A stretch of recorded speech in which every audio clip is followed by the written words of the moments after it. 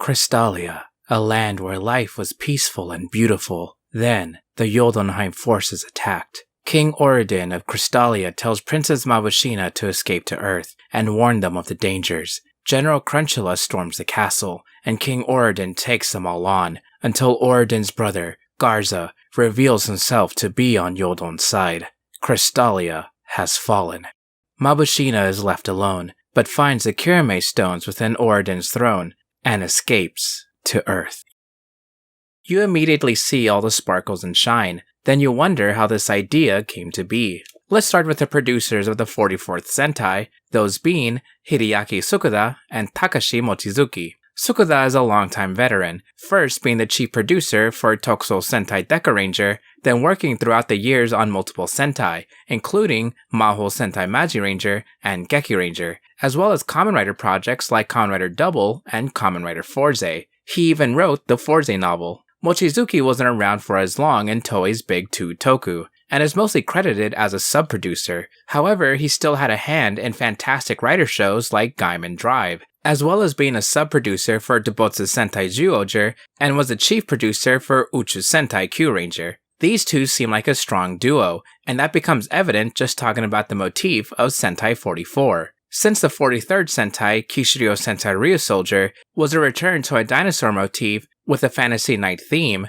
the next Sentai was planned to be the opposite, which led to the idea of machines. More specifically, vehicles, almost like robots in disguise, similar to the Candroids from Kamen Rider Ohhh. And hey, one of their Ryusoldier mechs use a clear jewel motif, so why not continue off that idea? Sparkling, shining vehicles. It seemed odd at first, but that was just the beginning. Shining was also considered a concept, as in, a person who shines in what they do. That's why the team was going to be made up of rich in-universe celebrities. Now that's shining. Well, much like with Kamen Rider Wizard, jewels weren't considered a boy's toy, though producer Tsukuda wanted to go beyond the jewel itself, rather the concept of shining brightly. As he said, being extravagant appeals to both girls and boys. On top of it all, sparkling as a theme would be positive. In Tsukuda's words, children would feel sparkly and blow away their melancholy. This theme of sparkling positivity would be perfect for things to come. This is Marcosatsu Sentai Kiramager. We're introduced to Judo Atsuta, an artist who really loves drawing. And yeah, he really likes drawing, even going as far as getting dazzling inspiration.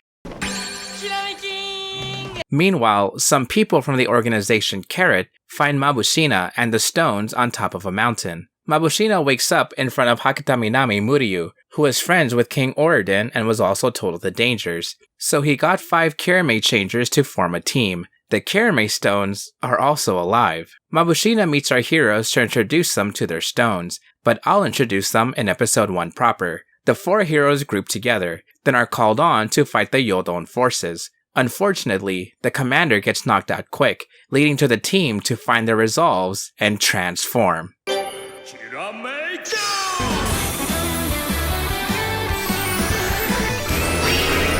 Though it turns out to be a simulation. Back with Judo, he drew a classmate, but she doesn't like it. And lastly, Garza looks upon a helmet, saying the old Garza is dead, and now is time for their next invasion. What we just watched wasn't Kiramager Episode 1, but instead, Kiramager Episode 0. It was filmed at the same time as the debut and following episodes, but was cut for time. Then it was recut as a mini-movie to play alongside Ryusoldier vs. Lupin Ranger vs. Pad Ranger in theaters. Since Episode 0 was no longer the first episode, it was filmed in a way that it wasn't necessary for a full watch-through, but served more like a prologue. Our real Episode 1 starts out very similarly. Monsters are attacking the city, but the 5th Kiramager hasn't been found yet. No matter, the 4 other Kiramagers are sent out. Meanwhile, we're properly introduced to the high school boy Judo Atsuta, who, like before, is busy drawing, when he gains inspiration. At first, you might think his name, Judo, is derived from the word jewel, as in the rock, but it's actually inspired by the British physicist James Prescott Joule. Judo is meant to be overly positive because of Kamen Rider 01, which was airing alongside Kiramager. Producer Sukada said that he and Aruto had many worries, so Juru would be the opposite and not have any negative images associated with him. Princess Mabushina tells Juru that the world is under attack by the Yodon forces, and she needs his help. We're introduced to the Jotunheim generals, Crunchula and Garza. They say how beautiful Earth is and want to destroy it. That's why the Kiramagers are needed to dazzle the villains.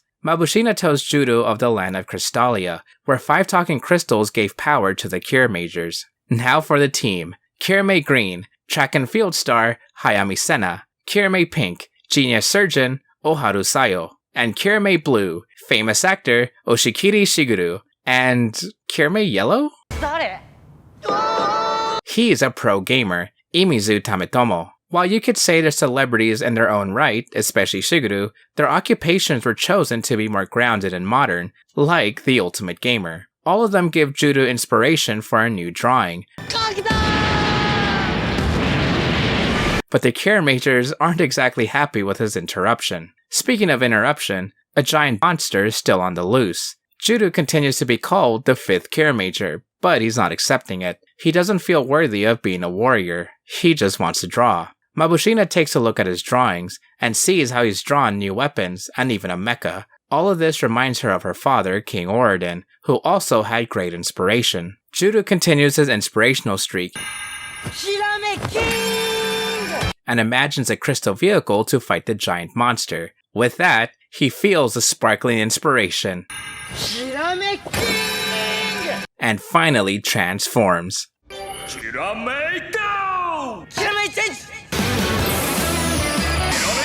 He rescues a couple students, then creates more vehicles for the team, having their stones turn into something they excel at. Except Tametomo, he gets a shovel car. They defeat the monster together, ending episode 1. Episode 2. Juru is introduced to the Coconut Tower and the organization, Carrot. Their commander is Hakata Minami, who you might know as a pretty cool guy. He's referred a couple times as just Mr. H as a nickname, so I'll be calling him that too. Now for the Monster of the Week, an evil game of rugby.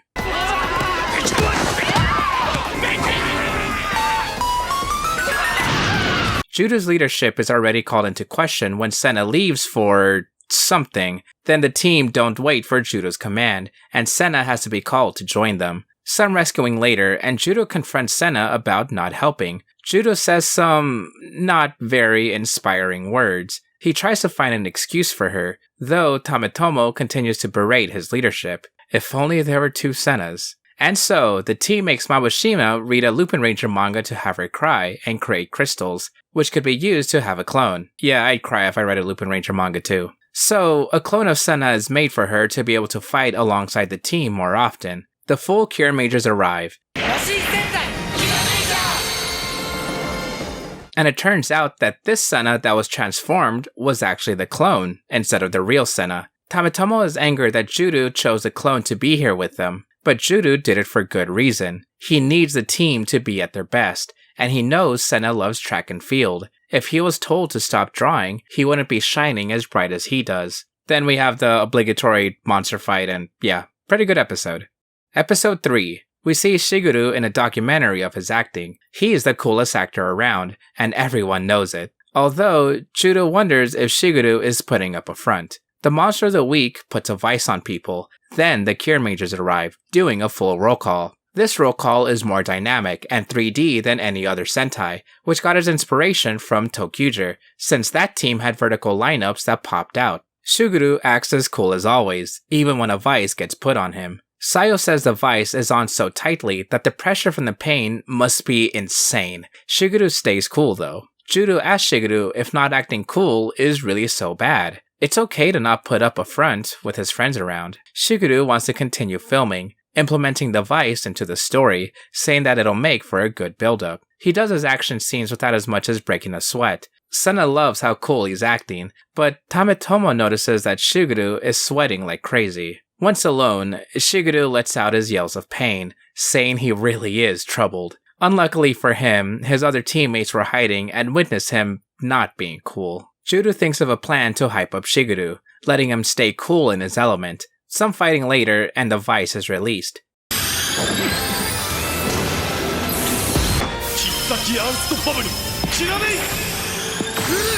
Shigeru duels a monster, showing how much of an ace our Blue Ranger really is. Now with the team combined, they become one mech, Kiramager. After the monster is defeated, Shigeru continues his documentary, saying he'd never show his vulnerable side to anyone, even his friends. Episode 4. Tametomo and Senna argue about what to call the mooks. LOL. But no time for that now. A black Kirame stone appears over the city. The team are ready to roll out, along with Princess Mabushina. They go out and notice that the black crystal can become a vehicle. Then Mabushina points out that the train was part of the Crystalia royal family. A crystal person jumps out of the train. Juru recognizes him from a dream, but Mabushina says that the person, Garza, was a traitor who sold out her family to Yodonna. Garza says he was manipulated, and would never have willingly sold out the king, his brother. In fact, the king is alive. Mabushina remembers back to her father's words. What's most important about ruling a kingdom is everyone shine. She takes a special crystal, which Tametomo and Juru thought she would be doing, since Garza whispered something to her. The commander says that when they found Mabushina on a mountain, she was holding a white crystal with her, so she's probably going to go back to that place. And he was right. Mabushina goes back to the mountain and meets with her uncle Garza. He explains that he was fighting the Yodonna forces when Emperor Yodonna himself arrived and brainwashed him. All he needs now is the white crystal. Juru arrives to stop him. Garza said he was robbed of his emotions, but Juru knew that was wrong, because Crystallians make a certain sound when they laugh. Garza reveals his dark nature, hating that he was born second and wishing he took the throne. Of course, this Garza is one of the Yodonna generals, now putting on his full armor. One really cool fight later, and Garza shows his strength, not even allowing his own monsters to join the fight. Either way, he saves his anger for another day. Episode 5. That's right, it's a Tametomo episode. His yellow crystal says that Tametomo should be the leader, since he's come up with all the plans until Juru arrived. On the bright side, more crystals have been found, which means more toys! A fight with Joystick Mask has Tametomo showing off his shooting skills, making his crystal say that he still should have been the leader. Back with Tametomo, Senna hypes him up. We get Tametomo's backstory. When he was young, his grandma passed away. All he had was his grandpa, so they both played video games together. Then one day, Tametomo got upset that he was gifted the wrong video game, and threw a tantrum. Shortly after, his granddad got a heart attack. Meanwhile, the yellow crystal lures Juru to the other crystals, having him create construction vehicles like the shovel car. This was so Tametomo could be the leader of Tametomo Sentai Tametoger. But he'd be the only one on the team, so this isn't exactly working out. The team fight Joystick Mask again, having Shovel Yellow think that Juru is truly worthy of being leader by resisting their brainwashing. This was all of Tametomo's plan to calm down Shovel Yellow, and accepting Juru's leadership. By the end, Mabushina wonders where Shovel Yellow got the idea for Tametomo to become leader. Episode 6. It's Sayo focused, and everyone loves her. Shigeru begins to tell a story about her, but then she flips him. LOL. While fighting Camera Mask, people start disappearing. Senna and Shigeru get caught in their shenanigans, and Sayo starts acting like a 5-year-old. Juru remembers back to an old photo Sayo had, and investigates it, leading him to find Sayo's old Aikido teacher. The teacher tells a story of how Sayo rescued a dog, and soon became inspired to become a surgeon. That's pretty much it as the main plot of this episode. Of course, Sayo gets back to normal. They fight a giant monster, but overall, another great one. Episode 7. Juru enjoys a day of drawing, when Senna starts to train him with a run out of nowhere. Then Shigeru with sword fighting, and Sayo with Aikido. It's the team just wanting to make Juru the best leader he can be. So Tametomo shoots him. This goes far enough for Juru to start to pass out during a mecha fight against Garza. Then he imagines a white mecha, which they later get. Episode 8. Juru starts to dream of Crystalia, and even talks to King Oridon, who gives Juru some lighthearted advice. Does he really need a reason to help people? Juru wakes up and is led to a train hangar protected by Carrot. Garza attempts to stop him, and even hesitates to Juru's repeated words of King Oridon. With Mabushina's help, the newest Kiramager vehicle is awakened, a white train. Juru even hijacks Garza's mech to combine it into King Express. This enrages Garza so much that he awakens a new evil power. At the end, Judo trains his team on how to draw. Episode 9 is a Senna-focused episode. It's about how she tried to be the best at what she could, taking things too seriously with her rival. Also paralleled with the Monster of the Week is a 100 vs. Mask. Episode 10. Shiguru tries a new skill similar to Judo, as Shiguru imagines a long sword. Our main plot goes into the team checking out an idol who people say is dead. Shiguru might know her, but he pretends he doesn't. Judo, Senna, and Tamatomo watch her online performance and gets knocked out by how deadly the music is. Shiguru finally admits that the idol looks like the girl who sent him fan letters over the years. With no other leads, Sayo forces Shiguru to meet with the fan, where it turns out that the fan willingly went with the whole idol thing to get Shiguru to marry her. While talking to the crystals, Shiguru explains how he tried turning down the fan a long time ago, but since he used terrible wording, she was given more hope. He specifically said that he's not looking for a relationship at the moment. Sayo figures out how to destroy the idol signal, and Shiguru arrives to defeat her. Rather, he uses his imagination to slice through only the monster. A cool mecha fight later, and Shiguru tries to cut things off with the idol. She cut things off with him for nearly cutting her, and she falls in love with Sayo. Episode 11. Tamatomo plays in a Tekken tournament, and it's actual Tekken, cause they name drop the characters. After the match, his opponent steals a lock of Tamatomo's hair. Weird. The team goes to fight the Monster of the Week, when it runs into Tamatomo, and he goes back in time. It becomes a Groundhog Day situation, where Tamatomo is stuck in a time loop, as he learns that the monster is actually Reset Button Mask. Of course, it gets tiring, and Tamatomo almost wants to give up, until Judo says he's at his best when he's serious. No one else does it like Tamatomo. And so, with the power of friendship, Tamatomo keeps fighting Reset Mask, no matter how many times he's reset. He's at his best when he's serious. What an incredible episode. And at the end, Mabushina feels a new power. This first quarter of Kiramager so far has felt comfortable. Its overarching story is very simple, and the characters are easy to understand. Although, there's an extra layer to this. The characters have recognizable personalities, but have modern occupations. The story is basic, but introduces enough bits to feel like it's moving forward every episode. Kiramager is comfortable, yet new. You've probably heard others, or me, say a lot how Kiramager makes the old feel new again. But if you've gone this far, then you might be wondering what that even means. Maybe it's the episodic nature? Well, Super Sentai is generally very episodic, meaning there is very little, if any, overarching story. Kiramager doesn't seem to be changing anything from there. Maybe it's the characters? While there are plenty of memorable Sentai Rangers, a lot of them are also pretty one-note, and Kiramager's follows that as well. It's probably a cop-out to say, and this is more of a lack for a better description, though I'd say it's more of a feeling than anything objective. It's a feeling that captures the silliness of Super Sentai. Sure, Sentai can be generally wacky and zany, especially in early 2000 shows, but you'll notice a lot more of this in the Showa era. Those aren't just my words. Director Yamaguchi and producer Tsukuda both said that they aim for Kiramager to redefine a Showa-era Sentai for the modern day. These characters are meant to subvert your expectations, with Tsukuda saying that Kiramager would change the viewer's expectations of what a hero should be.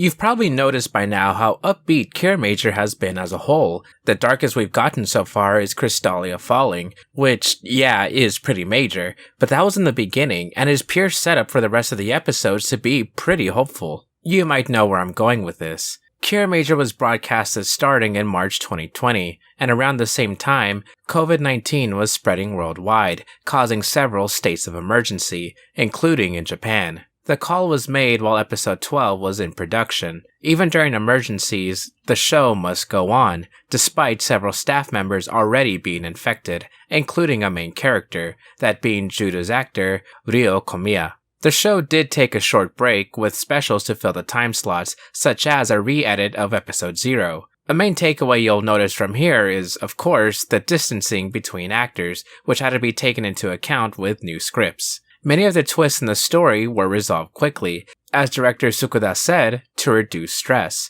It's a good move on the producer and director to keep the series shining through the bad times. So now, let's continue forward. Episode 12. Sayo's gone out on a medical emergency on her own without her Kirame changer. We see her on a mountain, hurt and with no cell service. She's not sure how she'll make it down when a random man introduces himself as Takamichi. He calls her cute and tries to walk off. LOL. Takamichi helps Sayo with her injury and wants to help even further, but has a deadline to meet, so Sayo says she'll do anything to get off the mountain. Meanwhile, the rest of the Kiramagers fight Gravel Mask. Back to Takamichi and Sayo, he's searching for a special treasure. A gem. Sayo helps locate it from his journal, and Takamichi proceeds to dig with a brand new toy. Oh wait, did that spoil it? However, what Takamichi finds is a monster similar to a Kirame stone. Takamichi goes after it. The monster finds Gravel Mask and combines, powering it up, but Takamichi makes a wondrous arrival. His name is Crystalia Takamichi, and he transforms.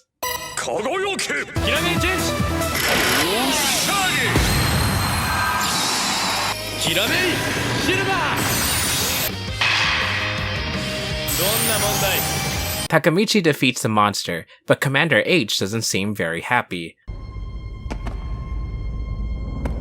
Mabushina isn't very happy either, slapping who she says is her brother. She says that Takamichi wasn't there when the Yodonna forces took over. 13. Judo draws a new Kirame Silver and asks if Takamichi really is Mabushina's brother, since he looks more like he's from Earth. She explains that the king adopted him, but disappeared right before Crystalia fell. Their jewels also explain how King Oriden arrived on Earth to study gems, and eventually came across Takamichi, who helped with the king's journey. After finding a Monstone, which is what they call the monster from earlier, and being absorbed with one, the king took Takamichi to Crystalia and adopted him. A monster attacks the city when Judo asks Takamichi to join them, but Takamichi is more interested in treasure hunting and being wonderful. Takamichi does end up joining the fight, only to riz up Sayo. Mabushina later tells Judo how Takamichi was a great brother at one point, often knowing how to make her happy, but before Yodonna attacked, Takamichi changed a bit, only caring about treasure. Sometime later, Takamichi meets with the commander face to face, having a short exchange of how it's been a while, but more importantly, a new mech is ready. Judo confronts Takamichi about really loving treasure hunting, when he's shown to actually care about people. A mecha fight goes underground, when Takamichi meets with his uncle, Garza. Cool fight scene later, and the commander finally says that Takamichi is his older brother. It's been 30 years. But the power of the crystals have Takamichi age slower. 14. Judo goes treasure hunting with Takamichi, and Takamichi gets naked for a scene, then he learns about the true power of friendship. 15. It's a Takamichi and Shigeru episode where Takamichi annoys him while filming. It's pretty silly. But I'm only bringing it up because there's the first episode where Crunchyroll actually fights face to face with the Kiramagers. Really? 15 episodes in? Huh.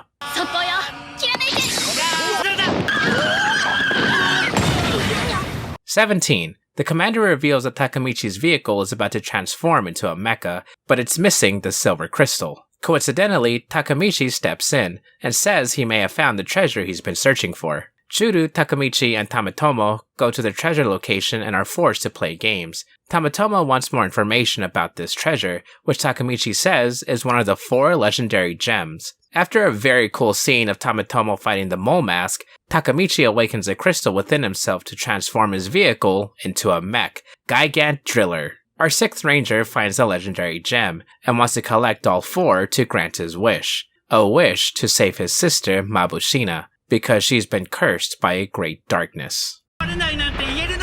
Mabushina tries to stand on a stool, but the team says they can handle it. Judo remembers back to Takamichi telling them to promise to keep this all a secret. For some world building, the stone they found in the previous episode is a stone of destruction. Garza calls on the Kiramagers for a fight, and shows that the stone within Takamichi has become corrupted with time. Now Takamichi serves under him, with a whole new changer.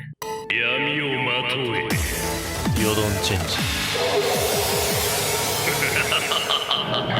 The fight escalates and Judo makes a decision. He uses the Stone of Destruction to absorb the power of darkness. Takemichi is understandably upset now that the stone can't be used to rescue Mabushina, but Judo says if he himself has the choice to save a sibling or the other, he won't do it. Mabushina was about to sacrifice herself, so Judo wanted to save both. Besides, they'll find a way. After the mecha battle, Commander H confirms that the Stone of Destruction is still usable for a wish when the rest of the gems are found. Judo is pretty nonchalant about it. 19. It's a body swap episode. Oh my gosh, I hate these so much.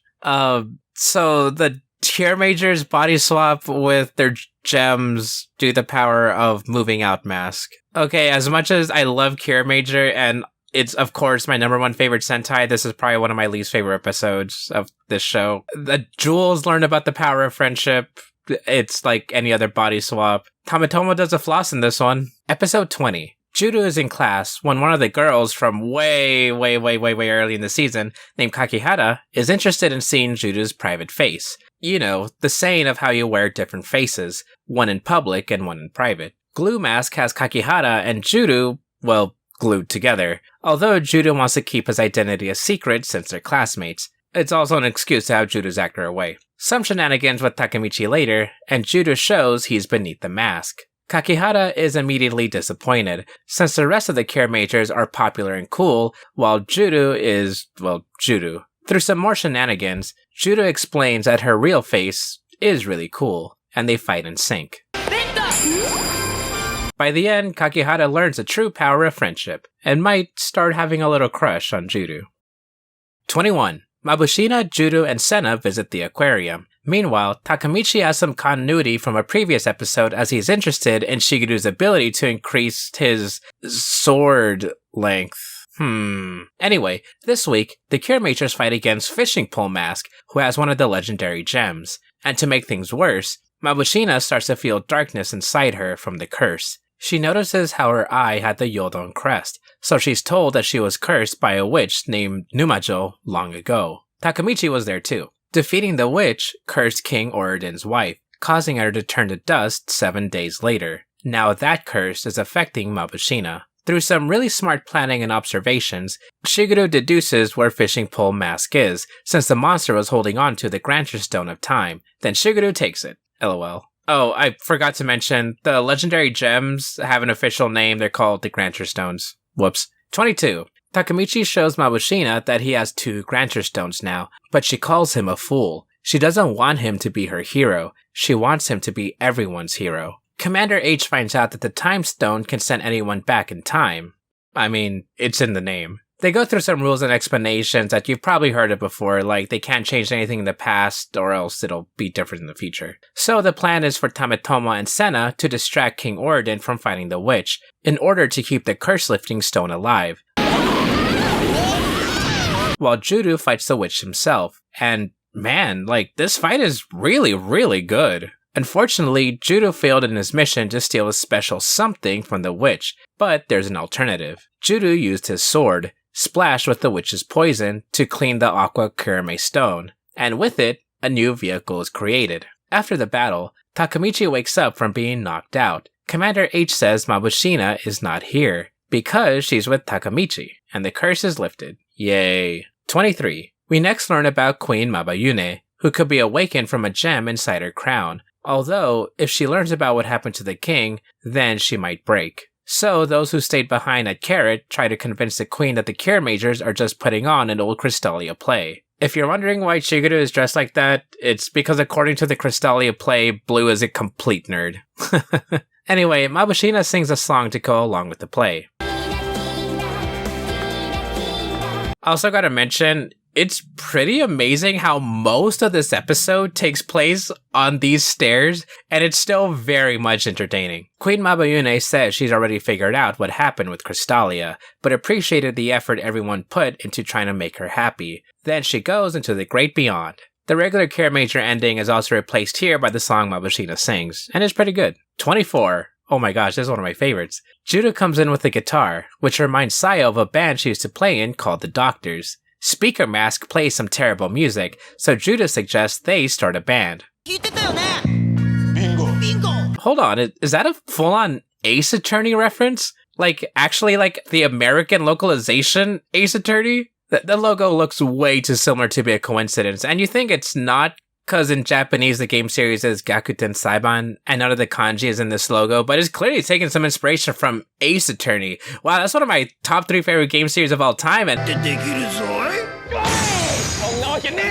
Takemichi is here too, and he's going to be the team's wonder supporter, aka Rody. Meanwhile with Crunchula, he's using a blue snowball mic to take over the world with music. Same with Garza. God, I love this show. But the Kiramagers battle Speaker Mask with their own music.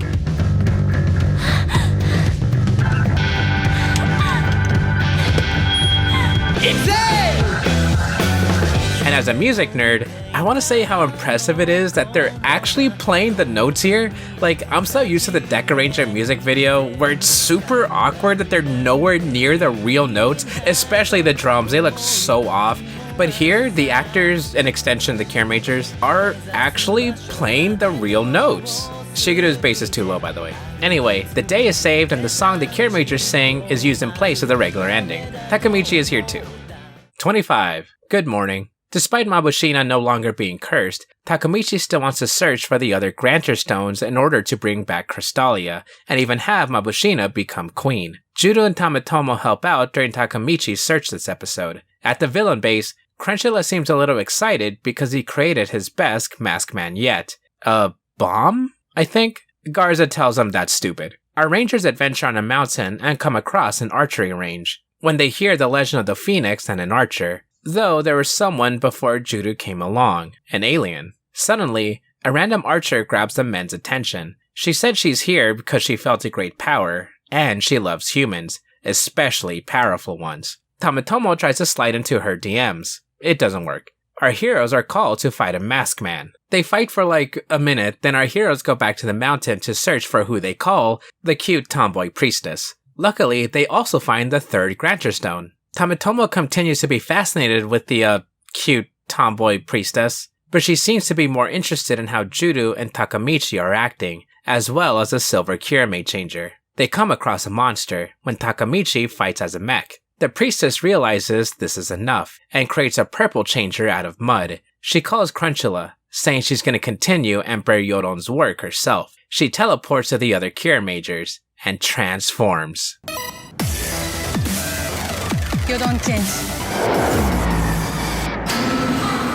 She's Yodonna, the secretary for Emperor Yodon. Yodonna is planning for bigger stakes to summon masked beasts and take over the Earth. Continuing into episode 26, the Kiramagers continue to fight relentless mooks due to Yodonna's power. She doesn't know too much about humans, and thinks about smiling for the first time when she takes over. Our heroes are nearly defeated, when Yodonna's side effects happen to her mooks, turning them to mud. Tamatomo stands up, saying she'll regret not stopping them now, further mocking her lack of leadership, using her troops as fodder, unlike Judo, who's a great leader. Takemichi is also barely holding on in his mecha fight. Back at base, the team feel lost. It's the first time they've ever been this down. Even Judo is at a loss for words. Takemichi and Tamatomo suggest using the latest Granterstone they found to give the team more power, but Judo immediately shoots down the idea. The stone overloaded the monster and the other mooks. Judo is afraid that'll happen to them, or worse. Judo goes back to the shrine when he was told the story of the Phoenix.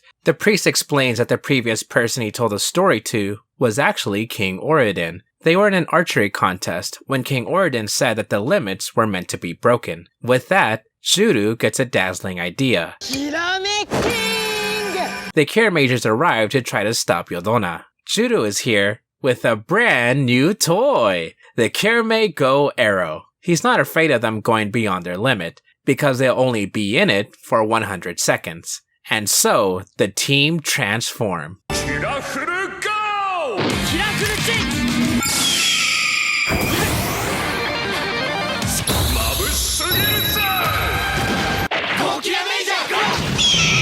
The Kiramager successfully fend off Bomb Mask with the power of friendship. Despite the loss, Garza is impressed by Yodonna's cunningness and suggests they work together. At the end, the team celebrates. and Judo tries to reassure Tametomo that there'll be a girl out there who likes him. 27. We're introduced to Scratch and Masaki Miki. They're from Gekiranger, which Judo somehow understands their vocal mannerisms. Commander H explains Gekirangers to the kids who haven't seen it yet, and how Scratch are not only Senna's sponsor, but carrots as well. As for the antic of the week, Masaki gives Senna a belt to test her running skills, but Yodonna and Superglue Mask affect it so it'll explode if Senna doesn't keep up her momentum. Takoyaki. Through determination, Senna is able to decipher what Miki says as she's being held by Yodonna and Garza, which allows Senna to take the bomb off. Pretty cool Gekiranger reference. Oh, if you're wondering where the rest of the team were, they had a sticky situation. I hate puns. Who wrote this script? Dawn, were you messing with my script again? 28. Judo meets with King Oridon in a dream, and Shigeru cries to practice for a movie scene. Through the dream, Judo holds onto a key that he received from the king. A masked beast attacks the city, having Mabushina think back to the day Crystalia fell to Yodon. The Kiramagers fight, but the crystals are weakened. To restore them to their normal selves, Judo and Shigeru talk to a special stone. Though the stone says that if they don't make it laugh, then the two will be crushed for the rest of their lives. Same. As part of his plan, Shigeru reenacts some of his movie scenes to lighten up the stone, finally having it join their team. 29. I should mention that the stone from the previous episode is called Embark, and it used to be King Oridon's mentor. Embark says there exists a miracle stone in another world called Autamald, created by King Oridon himself. Then, to restore the stones, they should find Oridon's soul. Speaking of the king, Yodonna reveals to Garza that she's holding Oridon captive within a stone. Embark takes the Kiramagers to Autamald. It looks pretty normal so far, except Crystallians are also living here among humans. The team find doors meant for them, and so to search for King Oridon's soul to restore the crystals, they each go through one. You might recognize this next trope of our heroes fighting themselves. Judo realizes that even if the doors don't have a keyhole, he can imagine one. That's exactly what he does, as he finds King Oridon's soul and runs away, turning Oridon's old body to dust, and becoming a crystal. The previous stones are restored, and Oridon becomes an auxiliary mech. Takemichi is having a tough time protecting the city while the Kiramagers are away, but Oridon arrives, surprising our heroes at Carrot and the Yodon forces. With Oridon and Judo's imagination combined, they form into Grateful Phoenix. After the battle, Garza says he's gonna step away for a while, as he has a plan now that Oridon has returned. Then Oridon F's off to fly into the sky. 30. The Kiramagers start training, because they gotta get stronger to fight Yodonna, and Commander H feels like it's his time too. The team are sent out to fight Mannequin Mask. 前より重くなってねえか。母さんなら解析できるかもしれないけど。 Oh, this is also why I call the commander Mr. H, because Sayo says Hassan, so you go by the first character in his name, and it's essentially Mr. H. It's pretty clever, I think. In my personal opinion, since I'm the one who wrote this script. Well, it seems the Rangers are in trouble, so Mr. H has something prepared. A promise made to King Oridon. Takemichi figures that the commander is wanting to become the 7th Kiramager, which he knew of all those years ago. The team's very own Kiramei Gold.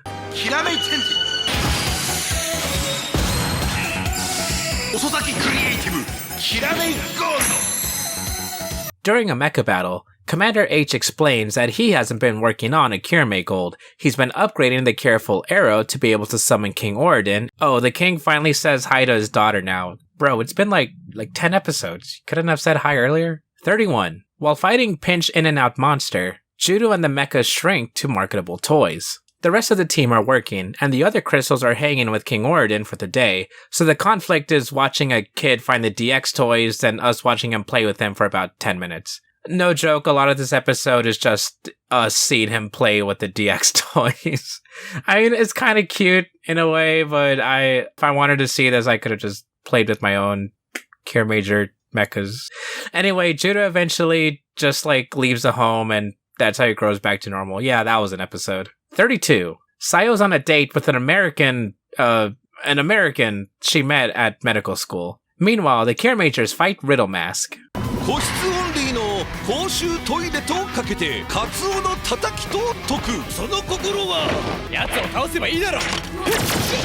Well, that was fun, but that was also a distraction, as the villains had an actual plan. The guy Sayo was dating turned out to be working for Yodon, but he only wanted to protect Sayo. Too late, since Yodonna's plan to create a Yodon plant has succeeded. Garza gains control of a crystal, and 3 giant monsters who are Tonkatsu-coded are summoned to attack the city, leading into episode 33. The team set up a plan to deal with the monsters. Is that the shark from Lupat? And to make things worse, Garza has a way to fight King Oridon. And so it begins. Judo and Tamatomo fight on the ground, as the rest of the team fight in their mechs.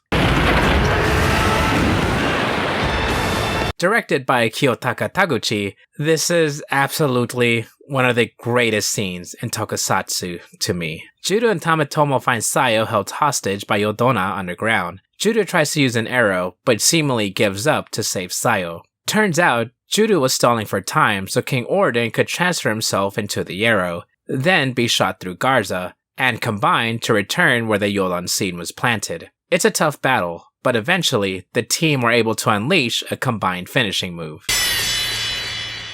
Crunchula and Garza are getting more and more upset after every loss, but Yodonna has a secret up her sleeve. She has Numajo's mask, the witch that fought Oridon long ago. Yodonna faces off against the Kiramagers and uses the mask to her advantage, catching Tamatomo off guard, and Shiguru protects him. However, this was part of Yodonna's plan, because she remembered Tamatomo's previous words of believing in his friends. She intended for one of them to take the hit and lose control of themselves. To Tamatomo and Shiguru, it doesn't matter. They're two cool guys who will help each other through this, regardless of what happens. So to destroy the Numajo mask, Tamatomo shoots Shiguru's sword to reflect the attack and catch Yodonna off guard. There's other details earlier about certain attacks being avoided, but this is still amazing, like this move. Yodonna suffers a big attack, and she starts to feel something. Meanwhile, in the mecha battle above, Garza hears a voice telling him to rescue Yodonna. He does so to escape. Afterwards, Judo is focused on a drawing, saying he heard a voice call out to him. 36. Yodonna says Crunchula is on Earth on a special assignment. That's right, it's Christmas! A Cristalia holiday where you don't say anything bad about anyone. Speaking of which, viewer listening/watching this right now, I think you are great. Tonkatsu friends including Keza and Thomas, you both are great as well. Judo and Takamichi find out that Crunchula has an evil microphone that if he disses anyone with it, will become overwhelmingly negative. That's not a Western translation either. Crunchula specifically says he has to diss someone. This is all just incredible. And so, Yodonna tells Judo to challenge Crunchula to a rap battle. Yodonna joins in too. Then the day is saved through the power of friendship. Merry Christmas, everybody. 37. Funnily enough, Crunchula has been feeling sad because of his personality getting split up by Yodonna's power, but Yodonna doesn't care about that. She's more interested to hear that Crunchula has met with the Emperor. Then she suddenly gets a call from Emperor Yodon to seek out King Oridon. Oh look, Senna and Sayo are hanging out, until Yodonna ruins it and splits Senna into 5 other Sennas. Huh, wonder what that could be a reference to. The Sennas combine together, but Senna 5 is the negative one and doesn't believe in herself, so she runs away. With 1/5 of Senna gone, the Kiramagers go out to fight anyway, except for Sayo, who tries to convince Senna 5 to come back. Sayo gets through to her by saying that Senna 5 isn't negativity, it's her anticipation to know when danger is near.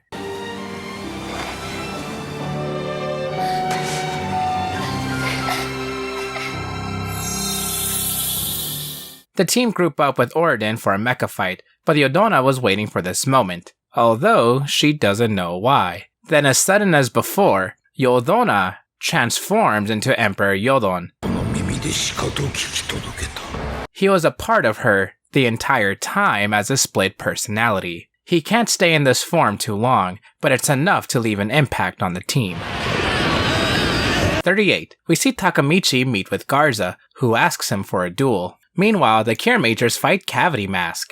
Remember to visit your dentist at least twice a year. Well, Takamichi says it's a Cristalia custom to share a meal before a duel. Shiguru and Judo stake out this meal and notice that Takamichi is talking to a rock. Shiguru recognizes this rock to be the work of an illusion Granterstone, which they were told about earlier in the episode. Takamichi had regrets of not finishing a duel with Garza back in Crystalia, and has since stopped using swords to fight with, causing his hallucination with the Granterstone. Juru calls on a mech to carry Garza from his fight with the other Kiramagers towards Takamichi. With that, Takamichi realizes the hallucination, and uses Shigeru's sword for the long-awaited duel with Garza. Garza loses the duel. Juru also finds the location of the last Granterstone when Yodonna comes by to steal it, also showing both sides of her personality as Emperor Yodon. 39. Yodonna, as Emperor Yodon, gives orders to eliminate the Kiramagers at once, so he transforms into a third personality, Shadon, the sniper. He starts by taking a shot at Mabushina,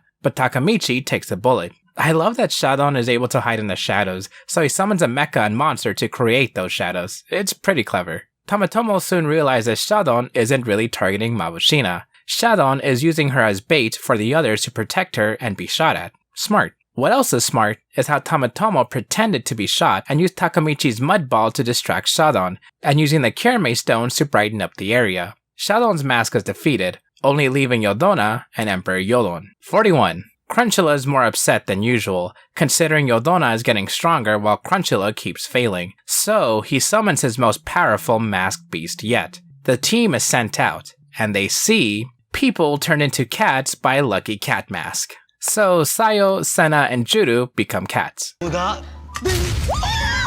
I didn't edit that, it was censored within the show.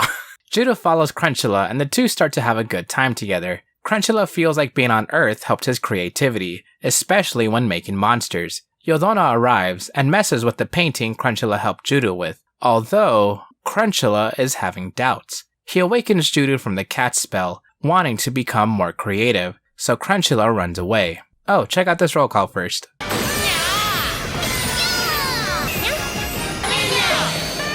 Yodonna catches up, and as Emperor Yodon, says Crunchula has fulfilled his usefulness.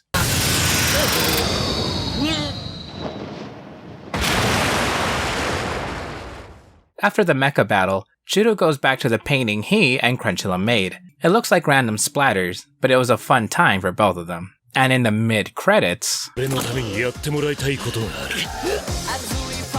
42. Juru is back in a dream, with a young and bald Oridin. Oridin, much like Juru, had tons of imagination and loved to draw. Juru sees a shadow when he's woken up by his classmates. In case you missed the credits last time, as if I didn't show them, Crunchula was saved by Garza to create one more weapon. Meanwhile, Garza kneels to Emperor Yodon, asking to be his herald to replace Shadon. Yodon agrees and transfers Garza into his consciousness. Garza finds Yodonna, replacing Yodon on his throne and becoming one. Back with Juru, his previous love interest is made fun of for changing after being Juru's friend.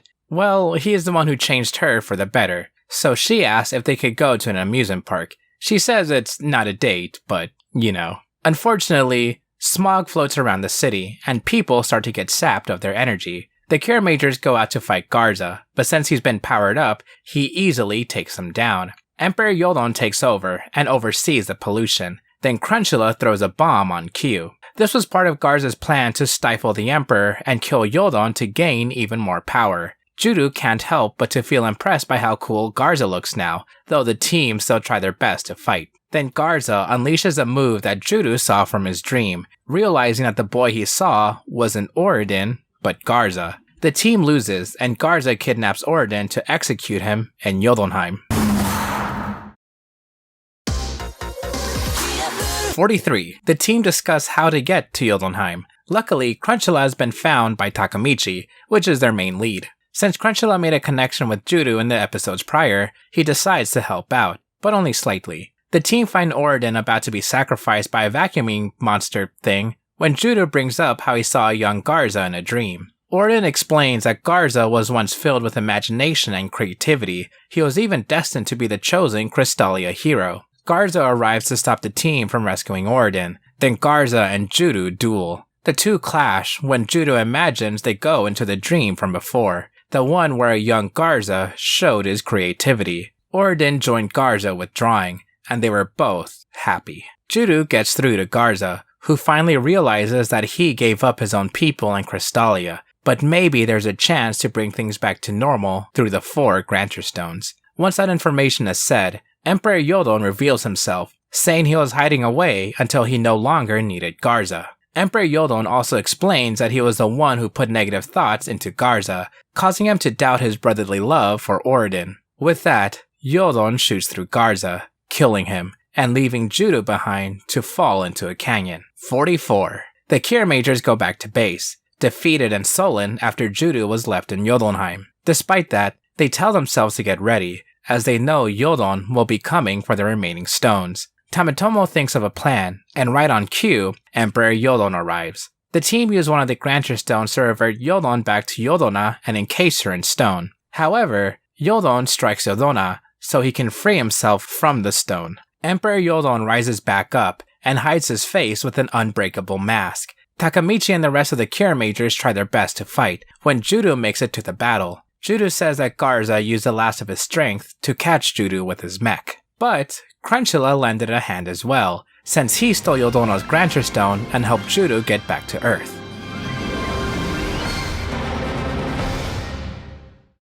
The final episode, 45. You guys shined. The plan is set. Destroy Emperor Yodon's mask and hit him underneath so he won't regenerate. Crunchula says the only time Yodon takes off his mask is when his enemies are dead and he can devour them. Yodon explains to a dying Yodonna that he forged the mask himself, and from it, Yodonna and Shadon were born. He considered them weaknesses and are glad they're dead. The Kiramagers make their final stand to fight Yodon. Unfortunately, they're defeated. Yodon takes off his mask to eat them, but it turns out to be a trick. Just as planned, the light returns, and the Kiramagers make their final roll call.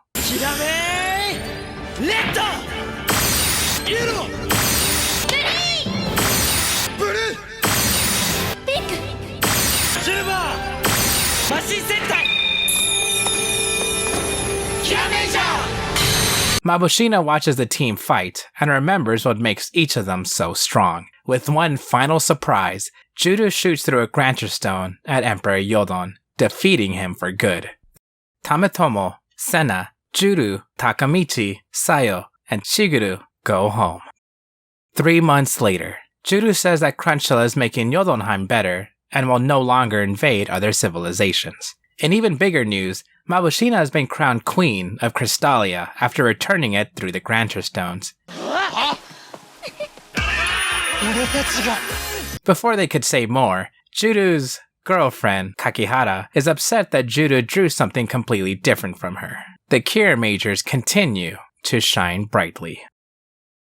When it comes to tokusatsu, my favorites of the big series are Kamen Rider Amazons, Ultra 7, and Power Rangers RPM. I feel it's important to know this because they all have something in common, and it's pretty obvious. They're all shows that could be considered on the serious side. Also important to note is that they each make shifts from what's normally seen in their respective series. Granted, Kamen Rider does normally lean towards slightly more mature stories, but not like Amazons. Ultra 7 is only the third in the Ultra series, yet it made massive changes behind the scenes to tell its story meant for an older audience. All of these shows I mentioned are incredible. So, why do I lean towards Kiramager when Sentai also has its own serious seasons? I do consider Live Man, Jetman, and Die Ranger to be some of my favorites. Time Ranger is very well loved for its serious storytelling. Going into a slight tangent, I feel like these reasons for enjoying a show can go into a territory that I find kind of silly. This show is better than that show because it's dark and mature. But I think those descriptions can be pretty subjective, especially when talking about a kid's show. Sure, some quote-unquote kid shows can tell mature stories, some have violent action, and there are certainly shows that can be aimed towards adults. But we're still watching people in suits fight rubber monsters. There's an inherent and natural feeling a viewer can get when watching tokusatsu. It's why newcomers say the phrase, "Is this Power Rangers?" or think Godzilla is still just a man in a suit. So, how does this all circle around to Kiramager? Easy. All the points I made just now are either the direct opposite or go with this team in its simplest form. When I think of Super Sentai at its core, I think of the unity between multicolored heroes along with episodic shenanigans. Even if one of my favorite Sentai like Jetman can be serialized, it does still bring a charm that I love when seeing goofy antics with our heroes within these quote-unquote darker seasons. There are a lot of shows that share that vibe of goofy, episodic fun, and the ones with ongoing plots are generally pretty good. It's mostly how I see Super Sentai as a whole. I definitely prefer the serialized storytelling of Kamen Rider, but this series gives a feeling that the tragedy of Rider cannot match. Think of your favorite Super Sentai. Maybe it's a goofier one like Dawn Brothers. Maybe it has episodic character arcs like Deca Ranger. Maybe it's a celebration of our heroes like Gokaiger. No matter what, I can say my favorites are cozy. They make me feel warm. To me, Kiramager does that perfectly, and more. I brought this up before, where it was a deliberate plan to make arcs and serious moments go by faster in order to not stress viewers. That was an incredible decision. There's definitely some who would say that arcs go by too fast, or maybe there's no agency to characters if they don't linger in the danger. Of course, I could argue with probably every point ever brought up with these decisions, especially when Sentai is generally basic anyway. Our outline is the Kiramagers versus the Yodonna forces. Then we have another ongoing arc of finding the 4 Granterstones. Originally, they were to cure Mabashina of her curse, but she gets helped in a different way. Although the stones still need to be found to bring back Crystalia so they don't fall into the wrong hands. There's a big importance placed on the stones once they're brought up, and they continue to at least be in the back of your mind as part of the ongoing story. Some of the best and well-loved seasons go to show it's all you really need, and Kiramager has a great basic setup. Other than the plot, there actually aren't that many arcs, unless you want to call a single episode an arc in its most used sense of the word, and that goes along character arcs. Even if shows like Ranger didn't have major ongoing plot, it had character storylines that would go in and out for the rest of the season.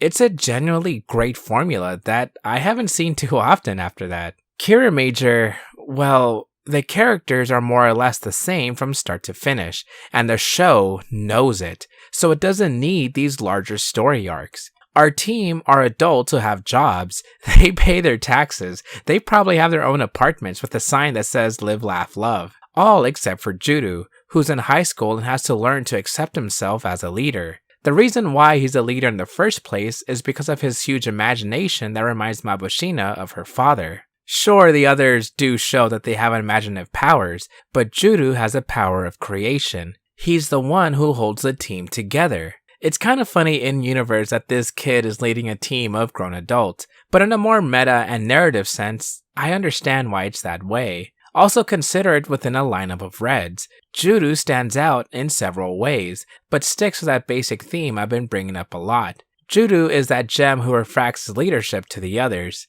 just like King from Kiramager. Did I just compliment Kiramager? A great example of Juru's character is in episode 2, where he gets berated by Tamatomo for not being a good leader and making the real decisions. But Juru makes a decision to allow Senna to run and be happy, choosing her other lifestyle before being a Kiramager. This is not only a fantastic episode, but has a great message, on top of showing that Juru may not be the traditional leader, but a worthy Red. He makes tons of decisions like this throughout the show.